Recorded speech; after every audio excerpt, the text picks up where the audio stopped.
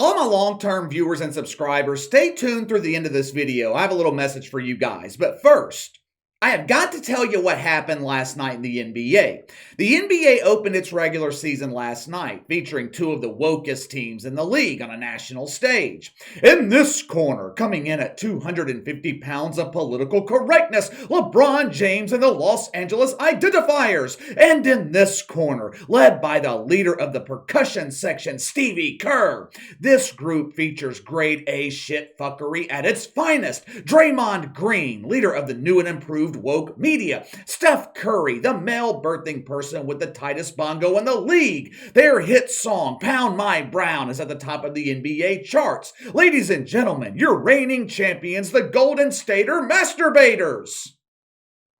The game itself was rather bland. It was over by the third quarter. The Warriors are the best team in the NBA, putting a team away after halftime. But I was a bit confused as to why the NBA scheduled this as the first game of the season. The Lakers suck. They're unwatchable. Over the last couple of years, LeBron James is a proven failure when it comes to drawing a big audience. If I were scheduling the first game of the season, I would have gone with Warriors Suns, Warriors Pelicans, Warriors Mavs. But hey, this is the NBA. They're not in the business of drawing ratings. As long as Daddy G is happy and continues getting world-class fellatio from Adam Silver, the NBA will continue to prosper financially. As is always the case with the NBA, it wasn't the game on the court that generated headlines this morning. Once again, the NBA is making news because of the behavior of its players. We are not even 24 hours into the regular season, and this league has already found a way to piss off its fan base. They couldn't wait. Asses were not even in the seats yet. And the NBA managed to find a way to convince people to change the channel. Before the game last night, the Warriors had their championship celebration. The nice little ring ceremony, Adam Silver congratulating the team for breaking the trend of record low ratings in the NBA Finals. There were plenty of woke hugs, lots of ass grabbing and bongo bashing. This celebration last night, it happened to be extra special. It was a dual celebration, if you will. You guys know how much the shit fucks like anything with dual attached to it. Dual finger insertion during woke hugs, dual cucumber insertion. For those with plenty of experience, they like the dual insertion of the grilled woke wiener. Last night in San Francisco, we witnessed a dual celebration. Not only were the shit fucks celebrating the Warriors' championship last season, they were also celebrating the birthday of their object of worship. But KC, I thought George Floyd's birthday was last week. Yeah, it was. They celebrated the birth of George Floyd by continuing the tradition of burning down buildings in their own neighborhood. Man, I love this pawn shop. Burn it down. I'm so glad we had this liquor store. Burn it down. The kids really love this community center. Burn it down. Celebration last night was a little bit different. Shitfucks gathered around the burning buildings and used the fire to spark their doobies to celebrate the birthday of Brittney Griner, or the birthing person they like to call BG. Before the game last night, Steph Curry put down his stogie and picked up a microphone, stuck it straight in his bongo. No, Steph, that is not a cucumber, it's a microphone. You're supposed to speak into it. Well, that's what I'm doing. I'm playing our hit song, Pound My Brown. Now is not the time. We need you to read the remarks orally that we prepared for you about our wrongfully detained brother in Russia, Bob Griner. After properly cleaning the mic, Steph Curry, he raised it to his facial orifice and proceeded to completely humiliate himself on national television. Watch for yourself. And the opportunity to shout out a very special member of the basketball community. Brittney Griner's birthday is today. She's 32 years old. We want to continue to let her name be known, and we pray that it's been 243 days since she's been wrongfully incarcerated in Russia, and we hope that she comes home soon and everybody's doing their part to get her home. What? I know Steph Curry's not a lawyer. I realize these people have a different view on crime and punishment. Us normal people, we think someone is wrongfully incarcerated when they're sitting in prison and they didn't commit a crime. Shitfucks view it a bit differently. Armed robbery, wrongful incarceration. Murder, wrongful incarceration.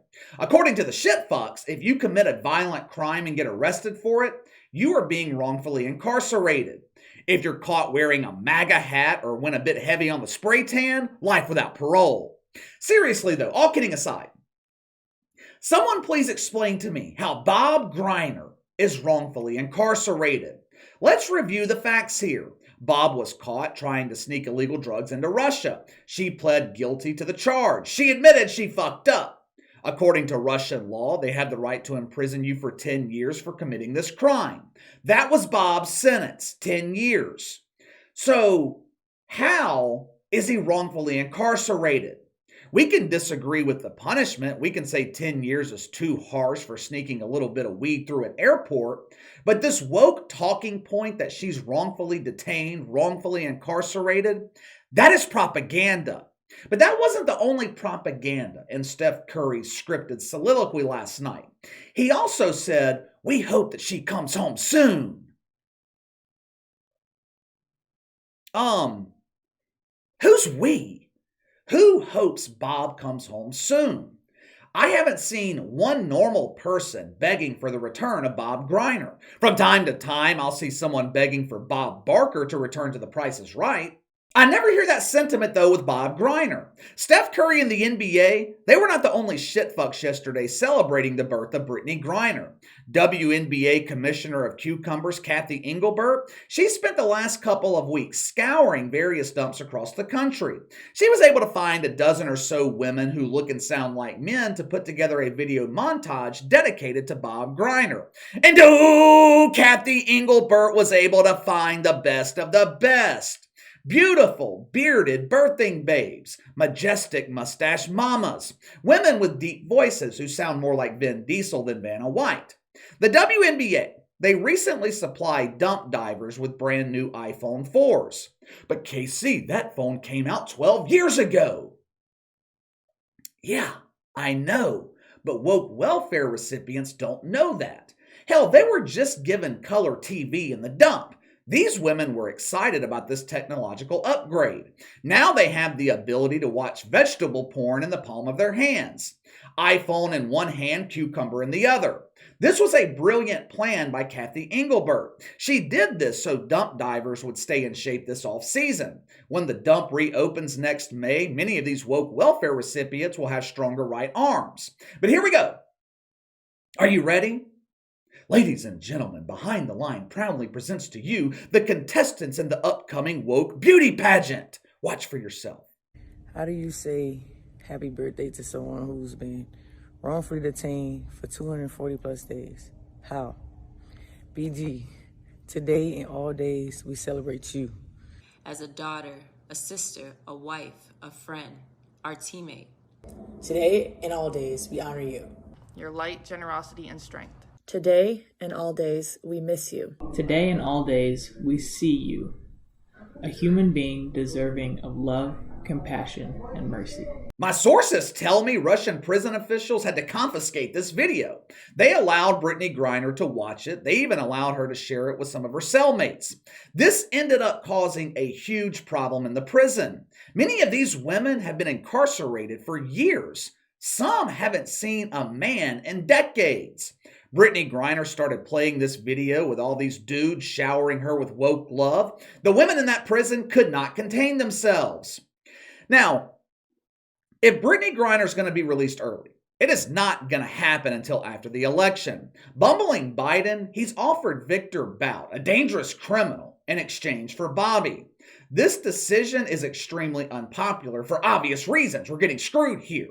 We're sending the Russians a career criminal, someone proficient in espionage, and in return, we're getting a woke woman whose only discernible skill is finding new ways to miss free throws. Democrats are already expecting to get their ass kicked next month. They don't need more bad press. So if Brittney Griner is going to be released early, I don't see it happening until after the election. I know she was devastated missing Christmas this year. Maybe she will be home for next Christmas. But KC, Christmas is only 2 months away. Yeah. But that's our Christmas. Normal people Christmas. Bob's hoping to be home for woke Christmas in June. She missed out this year. She hasn't had a nice slice of Pound My Brown cake since February. All right, before we wrap things up, I wanted to take another second to thank you guys. We're heading into one of the slower times of year here on YouTube. During the holidays, it seems like the algorithm changes. They start pushing more holiday-related content and videos. Typically, the slowest months for this channel are October through January. I was checking my analytics the other day, and to be honest with you guys, I was shocked at what I saw. I was shocked at the numbers. We are keeping pace with the record-setting months that we had in August and September. The reason I was surprised is because it just seems to be so much slower right now. Videos are not gaining the instant traction that they've gained the last 5 or 6 months. I had no idea where the views were coming from, so I started looking back through the month of October. I saw where several videos from a couple of weeks ago had over 50,000 views. Others were continuing to perform well when I thought they were dead. One of my videos from over the weekend, it took something like 24 hours to get 5,000 views. Now, that's a great number for Bomani Jones, but I consider that to be an underperforming video. I checked it again last night.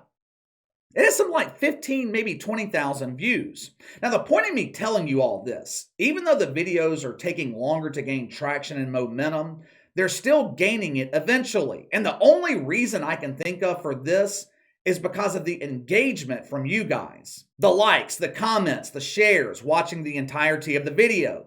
All of that is forcing the algorithm to push the content. I see videos from other YouTubers all the time. These channels will have 200,000 subscribers. Their video will have 40, 50,000 views with 500 likes, 200 comments. The Brittney Griner video we did Monday, I think it has 25,000 views, but it's got 2,200 likes, 600 or 700 comments. A lot of videos I upload are like that. Almost every video on the channel gets 1,000 likes at minimum. You guys do an amazing job supporting the channel. Danny Wallace has 481 comments on this channel alone. I mean, he's commented more than I fucking have.